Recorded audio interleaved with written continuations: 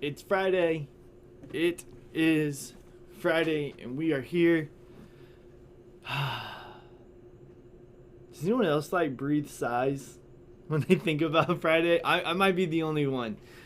I love all the days of the week. I do. But Fridays, man, they're great. I don't know. You guys like Fridays? I love them. I think, again, I'm not pushing down any days of the week, but Fridays, man, outside of Sunday, in all honesty, like that'd be an interesting thing, like list how I like the days of the week. Maybe a fun task. I don't know. We'll talk about it afterwards.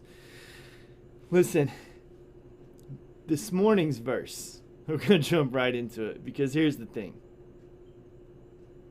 I think this is the hardest verse. I think this is the hardest thought, the hardest philosophy, the hardest concept, maybe in all of Scripture. And I know that I might be a little dramatic on a Friday morning. And there's a lot of things in Scripture that are challenging, right? There's a lot of things that are like, I don't know, I'm not sure how to think about this, or I'm not sure how to think about that, or what do we do with this, right? There's a lot of those. Work through some of the stuff in the Old Testament, and I kind of scratch my head, and I'm like, man, I'm just not smart enough to understand what God was doing. Like, why did he say do it this way? Some questions, right? I'm not saying he was wrong. He's right. He's good. He's just. He's holy. He's perfect. But some things I question, right? But throughout all of that, I think I'm pretty confident in saying that the verse today presents a thought, presents a concept that is the most challenging in Scripture. And I wonder if you guys think the same. So let's get into it. Psalm 46. Psalm 46 is where we're at. Verse 10 says this. You guys ready? I don't know. Maybe it's not to you. If it's not, if this isn't hard at all, let me know. But let me read it. Be still and know that I am God. Be still and know that I am God. I believe this is one of the absolute hardest things that we are requested to do as Christians, is to be still and know that he is God. And it goes on, I will be exalted among the nations. I will be exalted on the earth. What we want to add to what we talked about yesterday is that life is not about us. And that's a struggle, right? That's the biggest struggle. This is why I think it's one of the most challenging things in Scripture, because I think it reads its roots all the way back to the very beginning of time. Be still and realize you're not all that. That is, like, that's an attack on our person. Our flesh riles up. Our flesh immediately wants to fight when we read something or we hear something, specifically with God saying, just be still and know that I'm the one that's important. Like, and that's not arrogant for him to say so. He will be exalted among the nations. He will be exalted on the earth. We are not God. And there are times where we need to be still and know that he is God. Be still and realize you are not God. Be still and realize you are not all-knowing. Be still and realize you are not everywhere. Be still and realize that you're not all-powerful. For that person that's addicted to overworking, be still and know that you can't do it. That you're not always on the clock. That you're not always working. That you don't have all the power to be able to do that. You're not God. God is the only one. And even in that sense, he says, take rest. Because your body can't handle it. And that person that goes against that, it's a temptation, right? There's always something to do. I've talked with Anna all this week. There is literally never not something to do. That's a good thing. Like, I used to think that's a bad thing. I'm starting to learn that's a good thing. The challenge now is realizing that's a good thing, that there's always something to do. But the challenge is now knowing that there are times when I'm not supposed to do them. They're there. They're important. But it's not for me to do. I'm not God. And God says, take rest, Chris. And this goes back, like I was struck with this when they were in the wilderness and they were asking for food and they were asking for God to take care of them. And because God had told them, I will take care of you. And they're like, man, we don't have any food. We're hungry. And God says, here, take food. But literally only take enough food that you need for that day. Like, I want you to trust me. Just take the food that you need for the day, but it's going to go bad the next day if you take too much. So just get what you need. But on Saturday, or on Friday, the day before the Sabbath, different back then, but the day before the Sabbath, on that sixth day, take more, like take double. Because tomorrow I don't want you to work. You need to rest. You need to take a break. The amount of trust and faith that it takes to say, all right, God, I'm gonna trust you that this thing that doesn't work, if on the first day I keep more food for the second day, it rots. If on the second day I keep more food for the third day, it rots. So on and so forth. But now you're telling me that I have to trust you because you're God. I'm not. You're God, so I trust you that on the sixth day, if I take enough for the seventh day, it's not going to rot. It's the same food. And God's saying, yes, trust me, I am God. And I want you to rest. So I want you to work harder. I want you to work 1 through 6. Seventh, I want you to rest because your body needs it. The land needs it. The earth needs it. Those things need it. And I gave you that example because I rested on the seventh day. I don't need to rest. You do. The earth does. And the rest wasn't just for the people. If you don't know that, I'm not trying to talk about the earth as some mystical thing, but God told them to let the earth rest. Don't harvest it. Don't plant stuff the seventh year. Let it take a break. It needs it. Because of this verse here, be still and know that I am God. You are not. There are things that are not for you to address. There are things that are not for you to attack. There are things for you not to worry about. There are things that I'm handling because I am God. And we go back, right? Most of the time, the reason we struggle with being still is that there is a pride. There's a thing there that we want to boast in how much we can do. It's usually the case. And God says you should only be boasting in me. So when you take a break and you're still, and I still give you everything you need, I still supply you, I still take care of you like I promise you I will, then you have no right to boast. You can't say I stored up for me this stuff. I planned ahead. I worked extra hard. I earned this. You say, I'm just trusting in God and he gave it to me. I don't know. Like, I don't know how it all works. I don't know the plan. I'm not God. I'm not sure this is the way God tells me to do it. Be still and just know that he's God. I think there's so many times that we just don't want to be still. We don't want to be still in anything. I know I've talked a lot about actions, but the other thing that we don't like being still about is in our communication with God. It's awkward. It's hard. Like, probably, again, one of the most challenging things in the world. Go approach God in prayer to let him know you're there. Hey, God, just, however you pray, however you do it, thank you for the day. You start off that way. I know you're awesome. I love you. Appreciate everything you're doing for me. Hey, I just want to be still right now, God. I just want to know that you're here. I just want to spend some time not asking for something, not telling you something, not complaining. Can I just be here with you, God? That's hard.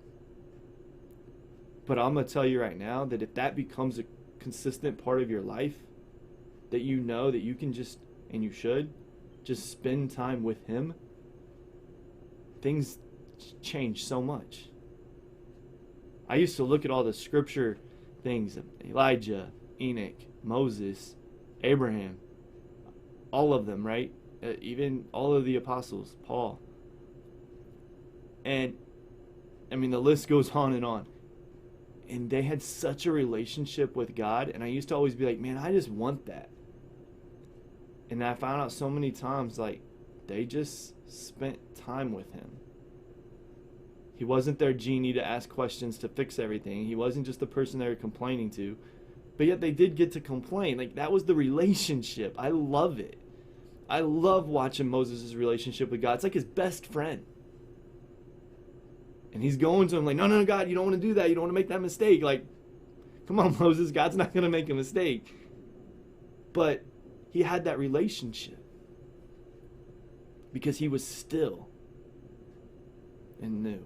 You get this story, and it's Elijah, right? He's so concerned that he's the only person in the world that's doing the right thing. I've felt that way before. I'm sure you have felt that way at times. Like, no one else is doing the right thing. I'm the only one, right? Being dramatic. I get it. But Elijah's doing that. And God does these miracles, these crazy things, but he talks to him in the still small voice. He said, you got to get away from all this stuff, Elijah. You have to remove all of these distractions. You're looking for me in the wrong places. Where I am is where you are still. That's why the psalmist says, be still and know. We have so much noise today.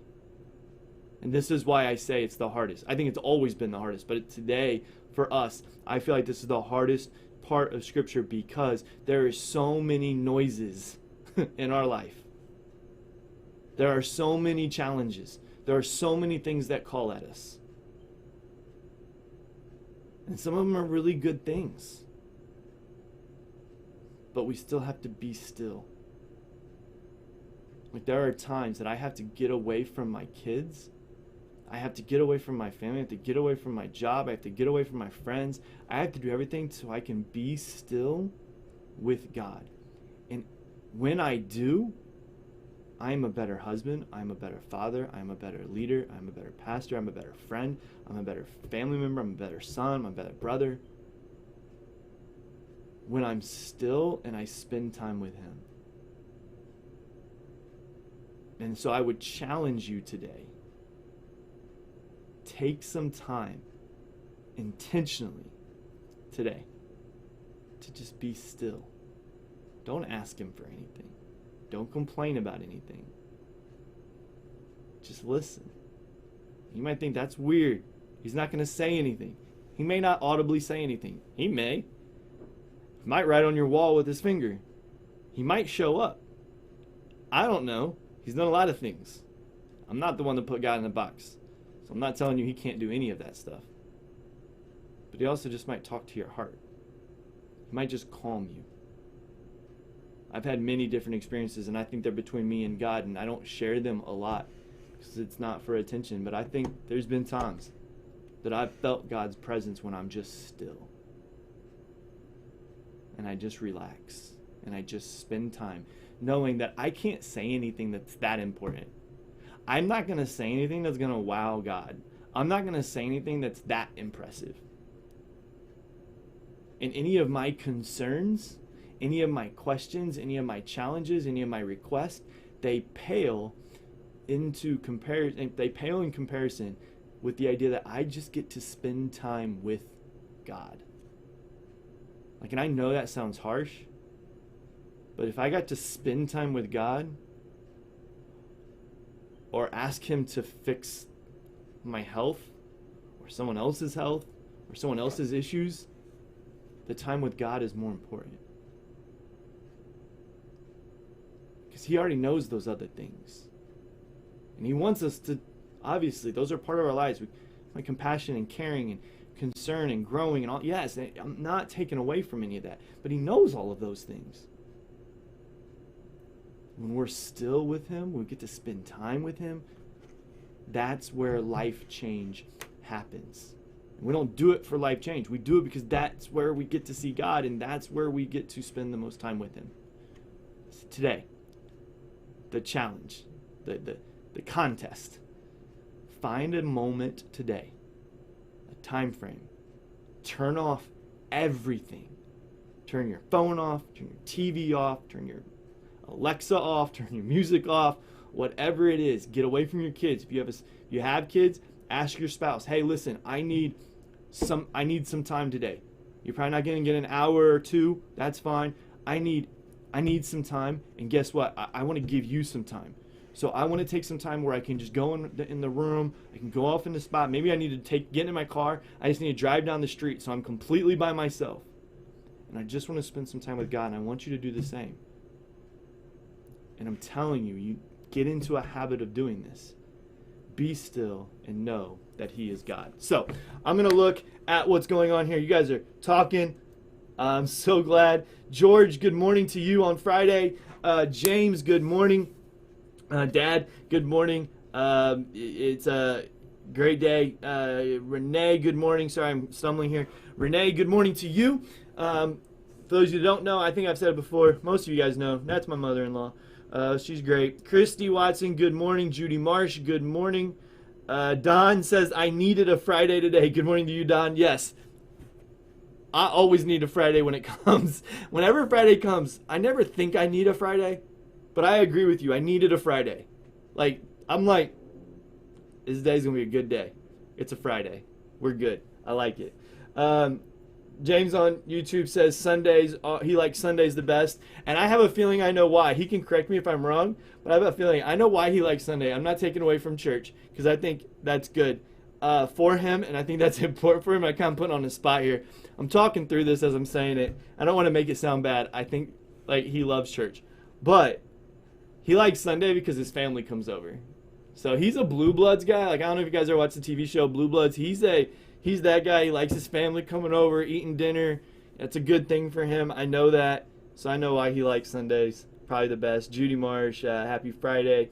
Kathy Whitney, good morning to you. So glad you are every day on earth. Yeah, George. Yeah, true. George says, I'm learning every day on earth is what you make of it. And I agree. It's interesting that I think God uses every day to teach us something, but we can often lose what God's wanting us to do or wanting us to see that day because we're so worried about something else.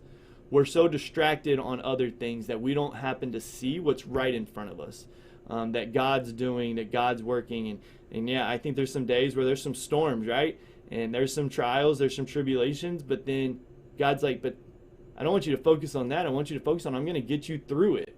So there's still good things. And I agree to that is that. James says the rest, so non-Sundays, but every other day are the same when you're retired. It's still, I don't know. I'm not retired, obviously. I think Fridays are still going to be there. Kathy Whitney says, tell Susie happy birthday. Yes, so for those of you who don't know, our first turned 4 today. Our first is not our oldest. I know that's confusing, but for some. But our first turned 4 today. She's super excited. She woke up with some unicorns. And I love the power of technology, right? She's not going to get on and read this and hear it, but I love it, right? So My Little Pony, something that she watches right now, it's really bad, but not bad as in, it's not bad for her. It's just they're unicorns and ponies, and they're crazy. It's out there. but she loves it. I was able to go on YouTube and find a video of two of the ponies, one being her favorite, the friendship pony thing. Again, I'm telling you, it's weird. But, so I got on there and I was able to find a YouTube video where they sang happy birthday to you. So, like, I could play it, and I'm not lying to her, but she was excited that the ponies were singing to her. So, I think that stuff's kind of great, but it was her birthday, so. Leggy Crest, good morning to you. Anna, good morning. Kathy Whitney, being still is so hard. Yep. Again, I agree. I think being still is the hardest command that we're told to do. I think it's literally, and the most challenging one. Like, I've read all of the Revelation, all of the prophecies, all of this stuff at least once, right? More than once, but at least that. And I think being still is the most challenging, like, to comprehend and to get it, like, but God, there's so much, like, we could go on, right? Kathy Wood, good morning to you. Martha Stratton, good morning. Nancy Gilbert, good morning. Yeah, so, yeah, I don't know. Friday, so I was saying earlier, I don't know. If I ranked my days, right, Sunday is definitely up there, right? I love Sundays. I know I've told you that before. So it would probably be my favorite or second. Friday would be right there. I don't know which one goes back and but that would go back and forth to me. Sundays just being because we get together with the people and worship together and learn together, and that it's a great thing. It's a great atmosphere, and I love that. I really do. But it's not. I don't want to sound crazy. It's not the only day, right, that we get to do that. So we get to do that every day of the week. So I do love Sundays, absolutely, because we get together. It's one of the few days that we actually come together as a community, which is good and needed and perfect. So Sunday, Friday, it's a rough one. Fridays, I love Fridays.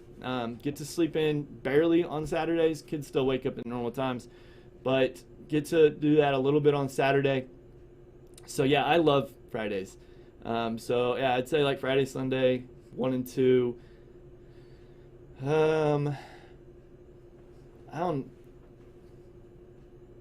Thursday is like for work wise, like Tuesday and Thursdays are like my I get the most done on those days. So maybe those 3 and 4. Monday would probably be my least favorite, just because I'm so tired. Like, I'm usually really tired on Monday, I mean. So that would probably be my like least.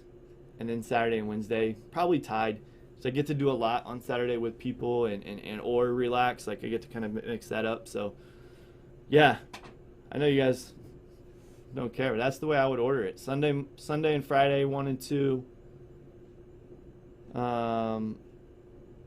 Tuesday, Thursday, 3 and 4. Wednesday, Saturday, 5 and 6, and then Monday, 7. So I don't know. Maybe you guys can think of that, how you guys would schedule your days out like that. I love you guys. It is Friday. I've got some more things to run around and get done, and I'm excited to do them.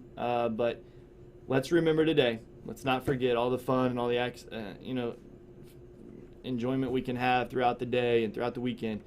Let's find some time to be still today and know that He is God. I love you. Talk to you guys later. Bye.